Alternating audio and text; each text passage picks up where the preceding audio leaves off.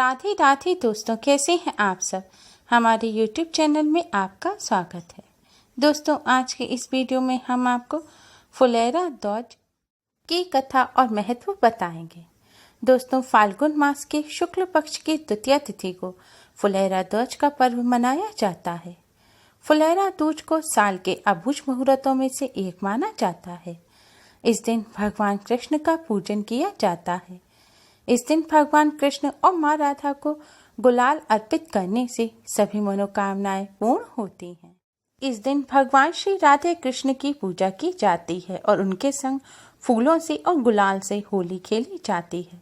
मिष्ठान बनाए जाते हैं और भगवान जी को भोग लगाया जाता है। फुलेरा दूज को किसी भी नए काम की शुरुआत के लिए बहुत शुभ माना गया है। ये साल के अभुज मुहूर्तों में से एक है। यह दिन सभी दोषों से मुक्त माना गया है। इस दिन काफी शादियां भी होती हैं। संपत्ति की खरीदारी, नया काम, व्यापार आदि आरंभ करने के लिए भी ये दिन बहुत ही शुभ माना गया है। ब्रज में इस विशेष उत्सव को भव्य रूप से मनाया जाता है। फुलेरा दूज से ही होली का प्रारंभ माना जाता है। मथुरा एवं वृंदावन क्षेत्र में फुलेरा दूज बहुत ही हर्षोल्लास के साथ मनाया जाता है। इस दिन भगवान श्री राधे कृष्ण की पूजा करने से और उनके साथ होली खेलने से जीवन भी खुशियों के रंग से भर जाता है और फूलों की तरह महकने लगता है। आज के दिन फुलेरा दूज की कथा सुनने मात्र से ही भगवान श्री राधे कृष्ण की कृपा से जीवन में खुशहाली आती है।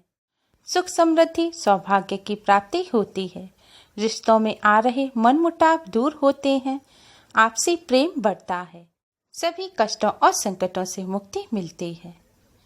यह तो हम जानते ही हैं कि श्री कृष्ण अपने भक्तों को अपने ही जीवन से संदेश देते थे और कई बार तो वे भक्तों को कई महत्वपूर्ण बातें समझाने के लिए कई लीलाओं का सहारा भी लेते थे। ऐसी ही एक अनूठी लीला उन्होंने गोपियों को यह बात समझाने के लिए की थी कि भक्त अपने भगवान के लिए कैसे अपनी भी परवाह नहीं करता।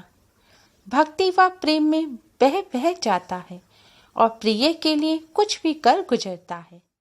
वहीं राधा और कृष्ण के प्रेम के बारे में तो हर कोई ही जानता है, लेकिन यह कितना पवित्र, कितना अटूट था और कैसे राधा और कृष्ण एक दूसरे में बसते थे। एक को पुकारो तो दूसरा दौड़ा चला आता था। फुलेरा दूज की कथा भगवान श्री राधे कृष्ण के प्रेम को दर्शाती है। कैसे भगवान श्री कृष्ण ने गोपियों को अटूट प्रेम व भक्ति के दर्शन कराए, कैसे उन्हें बताया कि निस्वार्थ प्रेम ही असली प्रेम है। फुलेरा दूज की कथा इस प्रकार है। नंदगांव में भगवान श्री कृष्ण राधा व गोपियों के साथ रास रचाते थे।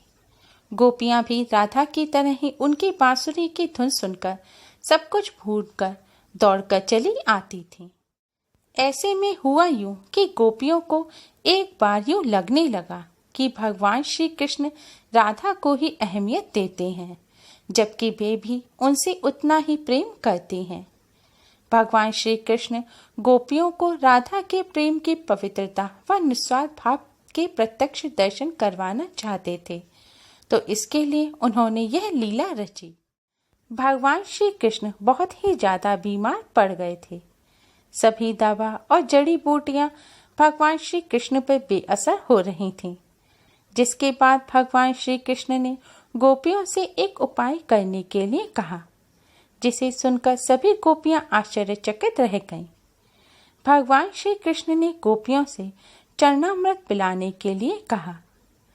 भगवान श्री कृष्ण का मानना था कि जो उनके परम भक्त या फिर जो उनसे बहुत ज्यादा प्रेम करते हों, उसके पांव को धोने वाले जल को यदि वह ग्रहण करते हैं तो वह पूरी तरह से स्वस्थ हो जाएंगे। लेकिन दूसरी ओर गोपियों को चिंता हो रही थी, क्योंकि भगवान श्री कृष्ण उन सभी गोपियों के लिए भी बहुत महत्वपूर्ण थे, जो सभी उनकी परम भक्त थी। उन सभी गोपियों को इस उपाय के निष्फल होने की चिंता सता रही थी। उनके मन में बार बार यह आ रहा था कि यदि उनमें से किसी एक गोपी ने अपने पांव का चरणामृत श्री कृष्ण जी को पीने के लिए दिया तो वह परम भक्त का कार्य तो कर देंगे, किंतु किन्हीं कारणों से कान्हा ठीक नहीं हुए तो उन्हें नरक भोगना पड़ेगा। जिसके बाद सभी गोपियां व्याकुल होकर श्री कृष्ण की ओर देखने लगी और किसी अन्य उपाय के बारे में सोचने लगी कि तभी वहां भगवान श्री कृष्ण की प्रिय राधा जी आ गईं। श्री कृष्ण को इस हालत में देखकर राधा जी ने उनके ठीक होने का उपाय पूछा। तब गोपियों ने श्री कृष्ण द्वारा बताया गया उपाय राधा को बता दिया। राधा ने एक क्षण भी व्यर्थ करना उचित नहीं समझा और तुरंत ही स्वयं के पांव धोकर उसका चरणामृत तैयार कर भगवान श्री कृष्ण को पिलाने के लिए आगे बढ़ गई। राधा यह अच्छी तरह जानती थी कि वह क्या कर रही हैं। जो बात अन्य गोपियों के लिए भय का कारण थी, वही भय राधा को भी था, लेकिन भगवान श्री कृष्ण को वापस स्वस्थ करने के लिए वह नरक जाने के लिए भी तैयार थी। जिसके बाद राधा जी ने अपने पांव का चरणामृत श्री कृष्ण को दिया और कृष्ण जी ने वह चरणामृत ग्रहण कर लिया, जिसके बाद वह स्वस्थ हो गए। राधा ही वह थी जिनके प्यार एवं सच्ची निष्ठा से श्री कृष्ण तुरंत ही स्वस्थ हो गए। यह सब गोपियां देखती रह गईं। इस तरह भगवान श्री कृष्ण ने बता दिया कि क्यों राधा खास है और कैसे वह स्वयं से ज्यादा भगवान श्री कृष्ण के बारे में सोचती हैं। उनके लिए उस समय केवल श्री कृष्ण का स्वस्थ होना ही सबसे अहम था। श्री कृष्ण को स्वस्थ करने के लिए वह नरक जाने को भी तैयार थी। राधा जी के अटूट प्रेम और सच्ची निष्ठा को देखकर गोपियों ने प्रसन्न होकर भगवान श्री राधे कृष्ण पर फूलों की वर्षा की और फूलों से भगवान श्री राधे कृष्ण के साथ होली खेली। तभी से फुलेरा दौज का पर्व मनाया जाने लगा। फुलेरा दौज के दिन भगवान श्री राधे कृष्ण के साथ रंग बिरंगे फूलों और गुलाल के साथ होली खेली जाती है। फुलेरा दौज पर भगवान श्री कृष्ण और राधा जी की पूजा अवश्य ही करें। इस दिन भगवान श्री कृष्ण और राधा जी को गुलाल अवश्य अर्पित करें, क्योंकि इसी दिन से होली प्रारंभ हो जाती है। फुलेरा दौज पर राधे कृष्ण को रंग बिरंगे फूल अवश्य अर्पित करें, जिससे आपके आपसी प्रेम में वृद्धि हो सके। राधा कृष्ण के मंदिर में जाकर इस दिन दर्शन अवश्य करें। ऐसा करना इस दिन सबसे ज्यादा शुभ माना जाता है। फुलेरा दूज के दिन राधा जी को श्रृंगार की वस्तुएं अवश्य अर्पित करें और उनमें से कोई एक चीज अपने पास संभाल कर रख लें। ऐसा करने से आपका विवाह जल्दी ही हो जाएगा और जिन लोगों का विवाह हो चुका है उन्हें वैवाहिक सुख की प्राप्ति होगी। यह दिन विवाह के लिए अत्यंत श्रेष्ठ माना जाता है।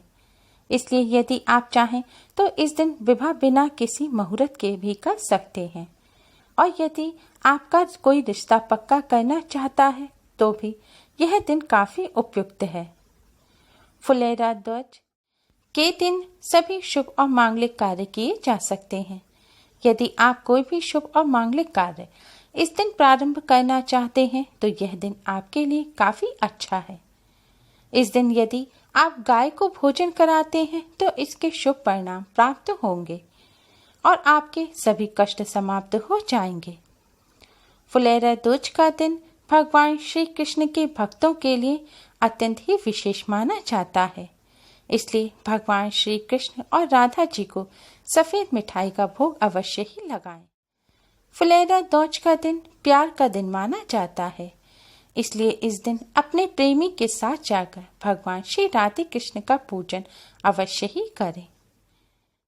फुलेरा दौज के दिन भूलकर भी किसी का अपमान ना करें, विशेषकर अपने प्रेमी का तो अपमान भूलकर भी ना करें, नहीं तो आपको जीवन में कभी भी प्रेम की प्राप्ति नहीं होगी।